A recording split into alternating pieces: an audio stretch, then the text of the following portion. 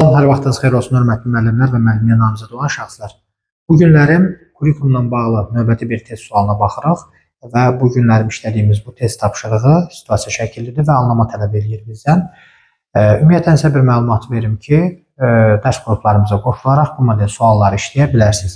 Və eyni zamanda kanala abunə olmağı və paylaşmağı unutmayın, çünki bu kanalda bu model suallar paylaşıldıqca sizin üçün faydalı olacaq. Başlayaq sualımıza. Məktəbdə keçiriləcək təbiəti qoruyaq. Əvvəlcə sualla özünüz tanış olun. Ondan sonra da biz baxaq digər suallara. Sualı oxuduzsa, indi isə biz davam eləyək izaha. Deməli, sualda deyir ki, məktəbdə keçiriləcək təbiəti qoruyaq adlı təqdimat layihəsində siz komanda rəhbərisiniz.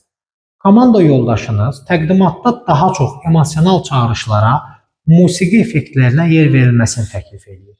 Siz isə təqdimatın faktlara, statistikaya və real nümunələrə əsaslanmasının daha inandırıcı olacağını düşünürsünüz. Komanda üzvünüz təklifində israrlıdır. Belə bir vəziyyətdə əməkdaşlıq və effektiv ünsiyyət bacarığını ən yüksək səviyyədə nümayiş etdirən davranış hansı olar? Bu situasiyanı yenidən oxuyaq. Məktəbdə keçiriləcək təbiəti qoruyaq adlı bir təqdimat layihəsində siz komanda rəhbərisiniz.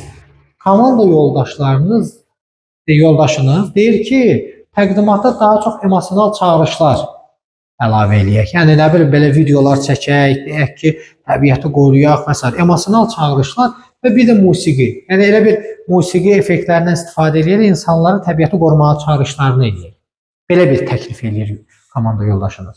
Siz də təqdimatın faktlara, statistikaya və real nümunələrə əsaslanmasının daha inandırıcı olacağını düşünürsünüz. Siz deyirsiniz ki, faktla danışmaq lazımdır. Yəni təbiəti qorumamağın acı nəticələri nələrdir, onları göstərək insanlara, rəqəmlər açıqlayaq, real nümunələri göstərək, onlar inansınlar ki, həqiqətən təbiəti qorumaq vacibdir. Yox, amma komanda üzvünüz deyir ki, yox. Yəni gəlin nə eləyək? Emosional çağırışlar eləyək və musiqi effektlərindən istifadə eləyək. O zaman siz həm əməkdaşlıq, həm də ünsiyyəti ən yüksək səviyyədə nümayiş etdirən bir davranış sərgiləməlisiniz. Hansını? Onun təklifini rədd edir və təqdimatı öz fikrimə uyğun hazırlayaram. Axı rəhbər mənəm. Bu biraz radikal yanaşmadır da, bu uyğun olmaz. Müzakirə apararaq hər iki yanaşmanı birləşdirməyə çalışaram. Təqdimatın müxtəlif hissələrində fərqli üslublardan istifadə etməyə təklif eləyərəm. Effektiv addım B variantıdır. Nə şiş yansın, nə kabab yanaşmasıdır. Yəni mən öz faktlarımı da göstərirəm, statistikamı da göstərirəm, həm də yoldaşımın o çağırışlarının emosional tərəfini də əlavə edirəm və təqdimatı bu yöndə hazırlayıram. Və bu nəticə etibarilə daha effektiv addımdır. C. Onun fikrini mənimkindən zəif olduğu üçün komandanın digər üzvlərini onun təklifinə qarşı çıxmağa təşviq edirəm. Səhv yanaşmadır. Onunla razılaşır və təqdimatı onun dediyi kimi hazırlayaram. Qalmaqal istəmərəm. Səhv olur axı. Siz onda da öz yanaşmanızdan uzaqlaşmış olursunuz. Məsələni müəllimə çatdıraram ki, düzgün yolu seçsin və məsuliyyət mənlik olmasın. Bu biraz düzgün və başdan getdiyi yanaşmadır. Atılacaq ən effektiv addım, yəni münasibəti pozmayan. Axı burada deyir ki, əməkdaşlıq və effektiv ünsiyyət bacarığını ən yüksək səviyyədə nümayiş etdirən cavabı müəyyənləşdirin. Ona görə də cavab oldu B variantı.